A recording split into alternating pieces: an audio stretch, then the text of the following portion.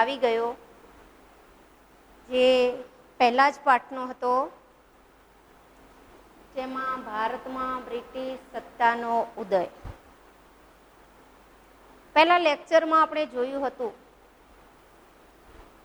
કે યુરોપ દેશના લોકો કઈ રીતે ભારતમાં આવ્યા, જળમાર્ગે, જમીન માર્ગે આવતા હતા. એની જગ્યાએ કોન્સ્ટેન્ટિનોપલ તુર્ક મુસલમાનોએ જીતી લીધું, એટલે એ રસ્તો બંધ થઈ ગયો. એમને જળમાર્ગ શોધવાની જરૂર પડી. એ માટે યુરોપ ખંડની પ્રજા સંશોધન શરૂ કર્યું. ત્યાંના રાજાઓએ પણ મદદ કરી અને પ્રથમ બાર્થોલોમ્યુ ડાયેજ નીકળે છે, એને કેપ ઓફ ગુડ હોપ નામની ભૂસી રેખ શોધી છે. કોલંબસ નીકળે છે ભારત શોધવા માટે, તો એને અમેરિકા ખંડની શોધ કરી છે. એ જ રીતે પોર્ટુગલ નાવિક વાસ્કો દ ગામા ભારત શોધવામાં, ભારત આવવાના જળમાર્ગ શોધવામાં સફળ રહે છે. ત્યાર પછી પોર્ટુગીઝોને આવી એમની વધારી દેખતી કમાણી જોઈ યુરોપ ખંડના બીજી પ્રજા પણ ભારત આવવા માટે લલચાઈ. એ રીતે વલંદાઓ આવ્યા, અંગ્રેજો આવ્યા, ફ્રેન્ચો આવ્યા. દરેક પ્રજા ભારતમાં અને એશિયા ખંડમાં અનેક વિસ્તારોમાં, આફ્રિકા ખંડના વિસ્તારોમાં પણ આવી ગઈ. એમાં વલંદાઓ તો આવ્યા, સ્થાયી ન થયા અને ચાલે ગયા. પોર્ટુગીઝોએ દીવ, દમણ અને ગોવા ઉપર પોતાનું વર્ચસ્વ વધાર્યું. ફ્રેન્ચો છે, માહે, કરાઈકલ એ વિસ્તારો પર એનું શાસન ચાલુ રાખ્યું. પણ અંગ્રેજો છે એમાં વધારે ફાવટ મેળવે છે. એમને મોટા ભાગના ભારત ઉપર વેપાર શરૂઆત કરે છે. વેપાર કરવા જ આવી હતી, એ કંપની હતી, એક અંગ્રેજ એટલે ઇંગ્લેન્ડની કંપની જ હતી, ઈસ્ટ ઇન્ડિયા કંપની. ભારતમાં વેપાર કરવા જ આવી હતી.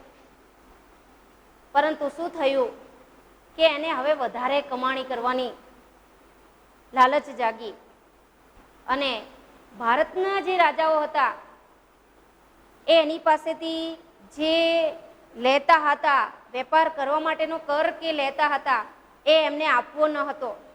એટલા માટે હવે પ્રજાને ચડાવવા લાગ્યા. રાજાની વિરુદ્ધમાં કંપનીના અધિકારીઓ છે એ પ્રજાને શું કરે છે? ચડાવે છે. અને ધીરે ધીરે ધીરે કંપનીની સત્તા વધતી જાય છે. હવે અહીંયા પ્રથમ તો અંગ્રેજો સુરત મુકામે આવે છે, પણ ત્યાં મહારાષ્ટ્રમાં મરાઠાઓ એમને ફાવવા દેતા નથી. એટલે એ પૂર્વ તરફ આગળ વધે છે. બંગાળમાં એમને વેપાર કરવાની અનુકૂળતા મળે, દરિયા કિનારો, બીજા દેશો સાથે પણ વેપાર કરી શકાય. એ અનુકૂળતા એમનું ધ્યાન ક્યાં ગયું? બંગાળ તરફ. એટલે બંગાળની અંદર એમને વેપાર શરૂ કર્યો. ત્યાંનો રાજા હતો સિરાજ ઉદૌલા. આપણે જોઈ ગયા પ્લાસીનું યુદ્ધ. આપણે જોઈ રહ્યા છીએ ભારતમાં બ્રિટિશ સત્તાનો ઉદય. બ્રિટિશ એટલે આપણે આગળ જોઈ ગયા છીએ કે બ્રિટન, ઇંગ્લેન્ડની સત્તાનો ભારતમાં કઈ રીતે ઉદય થયો એની આપણે ચર્ચા કરી રહ્યા છીએ. તો બંગાળમાં સિરાજ ઉદૌલા સાથે યુદ્ધ થયું, જેને આપણે પ્લાસીનું યુદ્ધ કહેતા હતા. એ આગળના લેક્ચરમાં આપણે જોઈ ગયા છીએ. જેમાં ભારતના વ્યક્તિઓ સિરાજ ઉદૌલાને દગો આપે છે. એનો એક તો મીર જાફર, એનો સેનાપતિ, અને શેઠ હમીચંદ, બંનેના દગાના કારણે પ્લાસીના યુદ્ધમાં સિરાજ ઉદૌલાની હાર થાય છે. પરિણામે કંપનીને 24 પરગણાની જમીન મળે છે. એ આપણે પ્લાસીના યુદ્ધમાં જોયું હતું.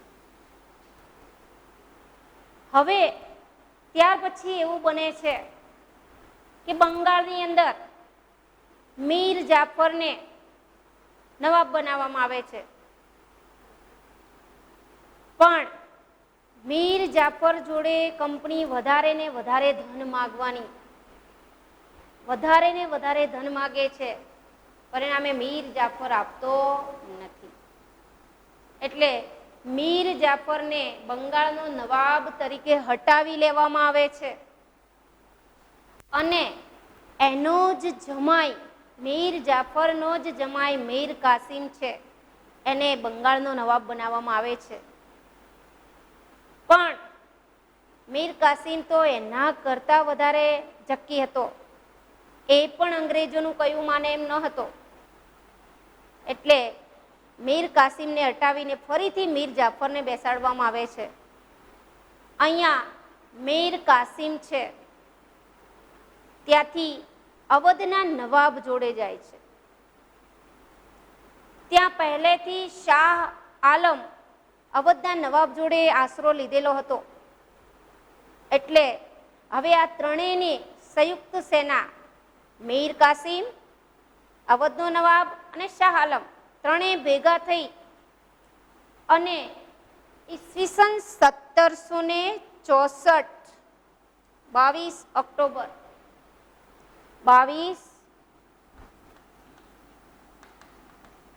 ઓક્ટોબર 1764 બક્સર મુકામે યુદ્ધ થાય છે. કોની કોની વચ્ચે થાય છે? કે મીર કાસિમની સેના, અવધનો નવાબ અને શાહ આલમ ત્રણેય ભેગા થઈ અને ઈસ્ટ ઇન્ડિયા કંપનીની સામે યુદ્ધ કરે છે. કઈ તારીખે થાય છે યુદ્ધ? 22 ઓક્ટોબર બક્સર મુકામે થાય છે. એટલે એને આપણે કહીએ છીએ બક્સરનું યુદ્ધ 1764. પહેલું આપણે જોઈ ગયા પ્લાસીનું યુદ્ધ, બીજું આપણે જોઈએ છીએ બક્સરનું યુદ્ધ. 1764 22 ઓક્ટોબરના રોજ બક્સરના મેદાનની અંદર યુદ્ધ થાય છે આ ત્રણેય સંયુક્ત સેના અને ઈસ્ટ ઇન્ડિયા કંપની વચ્ચે. એમાં પણ ત્રણેયની સંયુક્ત સેનાની હાર થાય છે અને ઈસ્ટ ઇન્ડિયા કંપનીને બંગાળ, બિહાર અને ઓરિસ્સા આ ત્રણેય રાજ્યોની અત્યારની હાલનું બાંગ્લાદેશ છે ને એ પણ એની અંદર આવી જાય. એટલા બધા મોટા વિસ્તારની અંદર વેપાર કરવાની તો છૂટ મળી જ, પણ ત્યાં દીવાની સત્તા મળી. દીવાની સત્તા એટલે શું? કર ઉઘરાવવાની સત્તા. હવે કંપનીના વેપારીઓ જે છે એને રાજાને કંઈ જ આપવાનું નહીં, ઉપરથી વેપાર પણ કરવાનો આ વિસ્તારમાં અને ત્યાંથી પાછો મહેસૂલ કર દીવાની સત્તા મળી. એટલે એટલા મોટા વિસ્તારમાં કંપનીના વેપારીઓ વેપાર પણ શાંતિથી કરતા હતા અને કર પણ ઉઘરાવતા હતા. એટલે એમને તો વધારે ફાવટ આવી ગઈ. પણ આ વિસ્તારની પ્રજાને તકલીફ ઊભી થઈ. કેવી તકલીફ ઊભી થઈ હશે કે વિસ્તારનું જે પ્રજાનું રક્ષણ કરે રાજા. રક્ષણ કોણ કરે? રાજા. અને કર કોણ ઉઘરાવે? કંપની. દ્વિમુખી શાસન પદ્ધતિ શરૂ થઈ. કઈ પદ્ધતિ શરૂ થઈ? દ્વિમુખી. હવે દ્વિમુખી એટલે શું? બંગાળ, બિહાર, ઓરિસ્સાની અંદર દ્વિમુખી શાસન પદ્ધતિ શરૂ થઈ જેનાથી પ્રજા કચડાઈ. કેમ કચડાઈ હશે? પ્રજાને શું તકલીફો વધી હશે કે કર છે એ વિસ્તારનો કંપની ઉઘરાવે છે, રક્ષણ રાજા કરે છે. રાજા જોડે વધારે નાણાં આવતા નથી એટલે સારું રક્ષણ કરી શકતા નથી. એક બાજુ પ્રજાને કંપનીને પણ કર આપવો પડે, રાજાને પણ થોડી ઘણી આવક આપવી પડે, પણ કમાણી વધારે નહીં. એટલે ત્યાંની પ્રજા છે હવે રાજાથી પણ કંટાળી ગઈ અને કંપનીથી પણ કંટાળી ગઈ. આ તરફ આપણે જોઈ રહ્યા છીએ ભારતમાં બ્રિટિશ સત્તાનો ઉદય. ધીરે ધીરે ભારતમાં કઈ રીતે કંપનીનું શાસન વધ્યું છે એની વાત કરીએ છીએ. આપણે પરીક્ષામાં 2 યુદ્ધમાંથી એક તો પૂછાય જ છે. પહેલું આપણે જોઈ ગયા પહેલા લેક્ચરમાં 1757નું પ્લાસીનું યુદ્ધ, બીજું છે 1764નું બક્સરનું યુદ્ધ. અને ત્યાર પછી હવે આપણે જોઈએ કે કંપની શાસનનો વિકાસ. કંપની ધીરે ધીરે વેપાર કરવા આવી હતી અને હવે શું કરવા લાગી? શાસન કરવા લાગી. ધીરે ધીરે એના શાસનનો વિસ્તાર વધી ગયો. એક બાજુ વેપારી છે ને એ પોતાની વસ્તુ પણ વેચવા લાગ્યા, કંપનીની તો વેચે પણ પોતાની જે કઈ વસ્તુ હોય એ પણ વેચવા લાગ્યા. એટલે કંપનીએ એક ધારો પસાર કર્યો છે, નિયામક ધારો, કંપનીના વેપારીઓને અંકુશમાં લેવા માટે. કારણ કે હવે એ શાસન કરતી થઈ ગઈ છે એટલે નિયામક ધારો પસાર કર્યો. અને બંગાળના જે ગવર્નર છે એને ગવર્નર જનરલ બનાવવામાં આવ્યો છે. અને આ જે વેપારીઓ છે, કંપનીના વેપારીઓ છે, એના ઉપર અંકુશ રાખે એ માટે હવે કંપનીનું શાસન વધારવા માટે એક અંકુશ બધા ઉપર રાખી શકે, બધા વિસ્તારો ઉપર રાખી શકે. મુંબઈ, મદ્રાસ અને બંગાળ ત્રણેય ગવર્નરો ઉપર એક ગવર્નર જનરલનું પદ ઊભું કરવામાં આવ્યું. અને પ્રથમ ગવર્નર જનરલ કોણ બન્યો? Warren Hastings. કોણ બને છે? Warren Hastings. ભારતનો પ્રથમ ગવર્નર જનરલ કોણ બને છે? Warren Hastings. આપણે આગળ જોઈ ગયા કે કંપની વેપાર કરવા આવી હતી અને હવે શાસન કરવા લાગી. હવે એનું શાસન વ્યવસ્થિત ચાલે એ માટે ત્રણેય પ્રાંત બંગાળ, મદ્રાસ છે, મુંબઈ છે અને બંગાળા ત્રણેયના ઉપર એક ગવર્નર જનરલ, જે પ્રથમ ગવર્નર બને છે વોરન હેસ્ટિંગ્સ. અને ધીરે ધીરે કંપનીનું શાસન વધે એવા પ્રયત્નો થવા લાગ્યા. હવે શું થયું કે આ બાજુ મહારાષ્ટ્ર બાજુ તો મરાઠા, શિવાજીની વાત કરીએ, એ લોકો તો ત્યાં કંપનીને આગળ વધવા દે એમ નહોતા. નીચે હૈદરાબાદ ને ત્યાં હૈદર અલીને, ટીપુ સુલતાનને આપણે જાણીએ છીએ, એ પણ ત્યાં કંપનીના વેપારીઓને આવવા દે એમ નહોતા.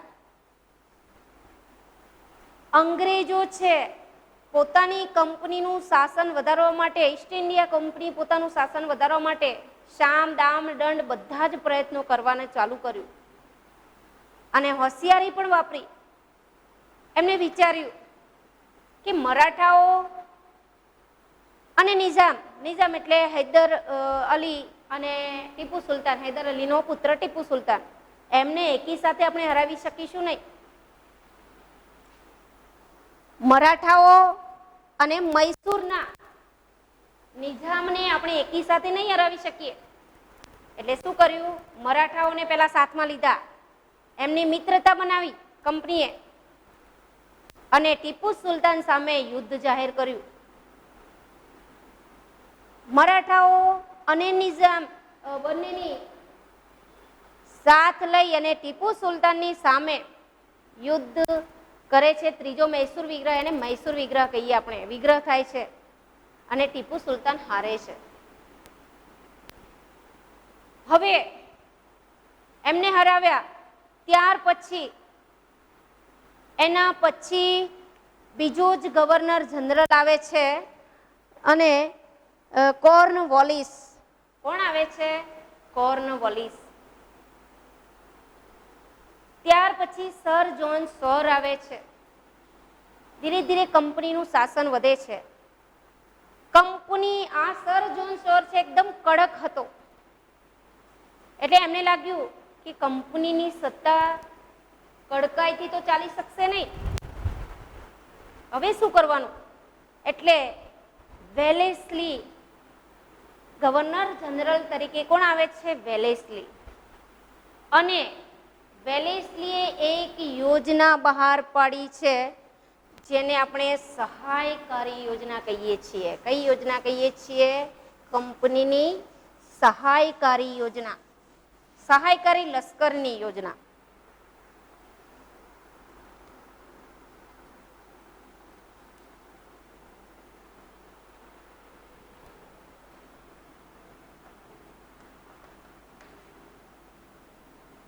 સહાયકારી સૈન્ય યોજના.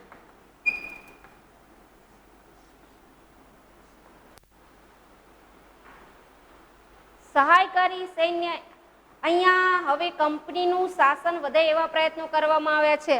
હવે કે જે રાજાએ સહાયકારી સૈન્ય યોજના સ્વીકારવી હશે એ રાજા છે એના રાજ્યમાં તાલીમ પામેલું લશ્કર એ રાજ્યમાં કોણ આપશે? East India company.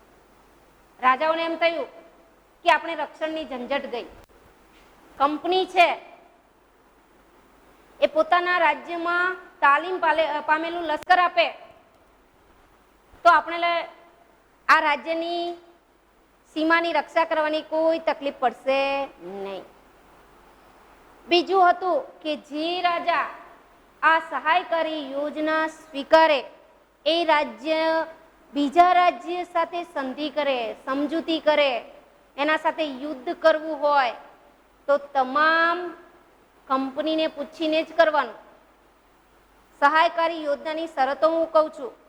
જે વેલેસ્લીએ તો એની બીજી શરત હતી કે જે રાજ્ય સહાયકારી યોજના સ્વીકારે એને કોઈ પણ બીજા રાજ્ય સાથે યુદ્ધ કરવું હોય, સંધિ એટલે સમજૂતી કરવી હોય તો કોને પૂછવાનું? કંપનીને. ત્રીજું કે જે રાજા આ સહાયકારી યોજના સ્વીકારે ને એની રાજ્યની અંદર એક કંપનીનો અધિકારી કાયમી માટે રાખવાનો, જેનાથી રાજાની હલચલ કંપનીને ખબર પડી જાય.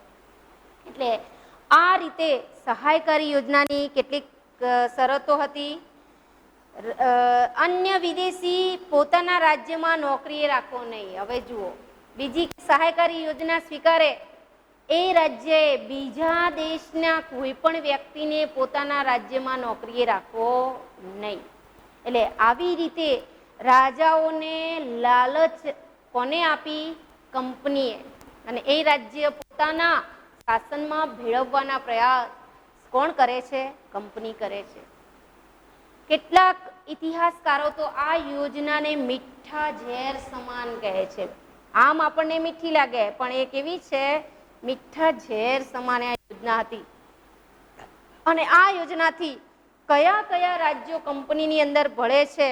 તો નિઝામનો જે વરાળ પ્રાંત છે, મૈસૂર છે, અવધ, ગાયકવાડ, સિંધિયા, હોલકર, આ બધા રાજ્યોએ કઈ યોજના સ્વીકારી? સહાયકારી યોજના, સહાયકારી સૈન્ય યોજના, જેનાથી કંપનીનું લશ્કર લીધું. પણ લશ્કરને આપવાનો ખર્ચ કોણ આપતું હતું? જે તે રાજ્યએ જ ભરવાનો હતો. ખાલી તાલીમ પામેલું લશ્કર આપે કંપની. પણ આ બધી એમને પહેલા રાજાઓએ વિચાર્યું નહીં. એમને તે જ વિચાર્યું કે આપણે કોઈ ઝંઝટ નહીં, સ્વીકારી લઈએ અને કંપનીમાં ભળી જઈએ એટલે આપણા રાજ્યનું લશ્કર થાય અને બીજા રાજા આપણા ઉપર ચડાઈ પણ ન કરે અને આપણે શાંતિથી રાજ્ય વહીવટ કરીએ એવી હતી. પરંતુ અંદરના મૂળ એ લોકો જાણતા હતા નહીં. અને આ રીતે કંપનીએ ઘણા બધા રાજ્યોને પોતાની અંદર ભેળવી દીધા.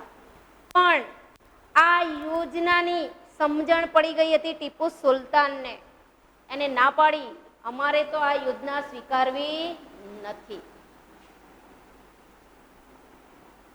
હૈદરાબાદનો જે છે તો ત્યાંના હૈદર અલી અને એનો પુત્ર છે ટીપુ સુલતાન. 1799માં યુદ્ધ થાય છે. ટીપુ સુલતાન અને કંપનીના સામે યુદ્ધ થાય છે 1799માં. અને ટીપુ સુલતાન છે એમાં શું થાય છે? શહીદ થાય છે. અને પરંતુ આ કેમ યુદ્ધ થયું? કે એને આ યોજના ન સ્વીકારી. હવે કંપની એકલી તો જીતે એમ હતી જ નહીં, પણ બીજા રાજાઓને પોતાની સાથમાં લઈ એને લલચાવે અને કહે કે તમને અમે મદદ કરીશું. અને એ રીતે ભારતના જ બીજા રાજાઓની મદદ લઈ અને ભારતના જ રાજાઓને કોણ હરાવતું હતું? કંપની. અને એવા ટીપુ સુલતાન છે ચોથા મૈસૂર વિગ્રહમાં શું થાય છે? શહીદ થાય છે. ત્યાર પછી ભારતની અંદર પિંઢારાઓ સામે યુદ્ધ કરે છે કંપની.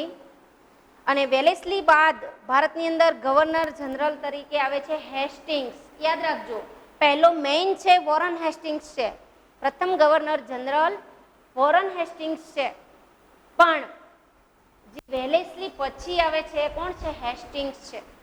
એટલે ગવર્નર જનરલ તરીકે હેસ્ટિંગ્સ આવે છે, એને પણ કંપનીનું શાસન વધારવા માટે પ્રયત્ન કરે છે અને એને પણ ગુરખાઓ સાથે પણ યુદ્ધ કરી, બીજું પિંડારાઓ સાથે યુદ્ધ કરી અને એમનો પણ વિસ્તાર મેળવી લે છે.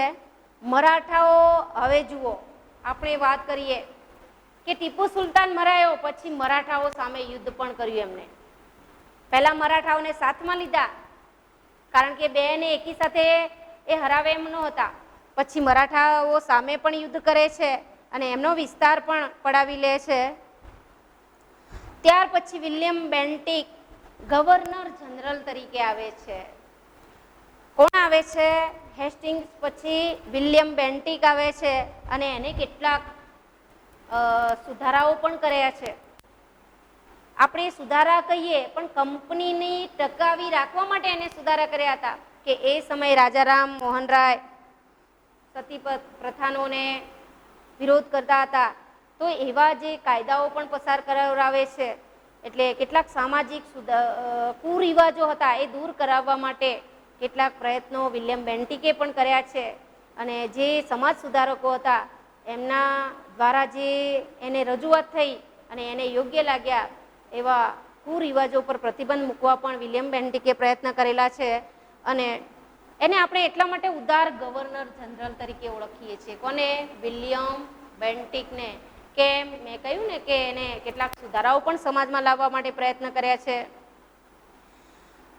ગવર્નર જનરલોએ આ બધી જ નીતિઓ શા માટે ઉદાર નીતિ પણ વાપરી હશે તો પણ કંપનીનો શાસન વધારવા માટે જ એને ઉદાર નીતિ વાપરેલી છે અને આ બધી જ હવે પ્રયત્નોથી કંપનીને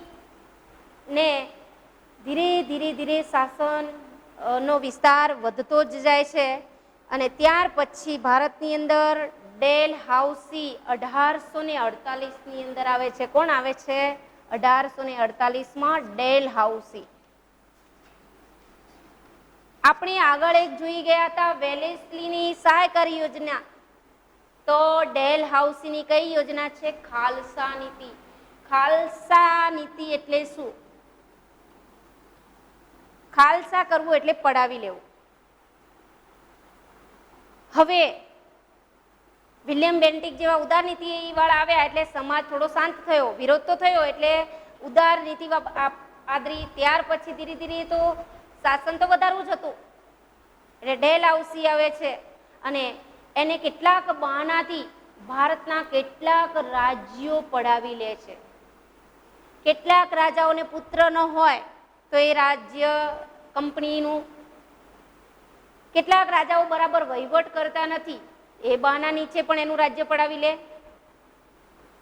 અને આવા અનેક બહાનાઓ બનાવી ડેલહાઉસીએ કેટલાય રાજ્યોને પડાવી લીધા છે અને કેટલાક રાજાઓ નહોતા માનતા એને સામે યુદ્ધ કરીને પણ રાજ્ય પડાવી લે છે. કેટલાક રાજાઓને પુત્ર નથી એ બહાને પણ એ પડાવી લે છે. કેટલાક રાજાઓ બરાબર વહીવટ નથી કરતા એના કારણે પણ એ પડાવી લે છે.